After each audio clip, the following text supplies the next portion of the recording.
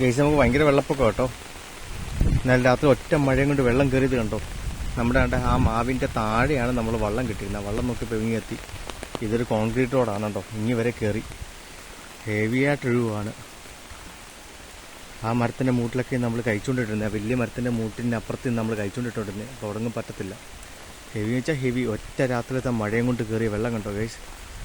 വെള്ളം തന്നെ നമ്മളിങ്ങനെ കരയ്ക്കൊണ്ട് കെട്ടിയിട്ടേക്കുക. ആ മാവിൻ്റെ അങ്ങ് താഴെ അവിടെ നിൽക്കുന്ന മാവ്, ആ മാവിൽ നമ്മൾ കെട്ടിയിട്ടുണ്ടിരുന്നത്. അപ്പോൾ വെള്ളം വന്ന് മാവിൻ്റെ ബ്രാഞ്ചയിൽ ഏറ്റവും വലിയ ശിഖരത്തേലാണ് കൊണ്ട് കെട്ടിയിട്ടേക്കുന്നത്. എന്നിട്ട് ഇവിടെ കരയിലും കെട്ടിയിട്ടേക്കുക. എന്താ കഴിച്ചാണ്ടേ നല്ല ഹെവി വെള്ളം കേട്ടോ.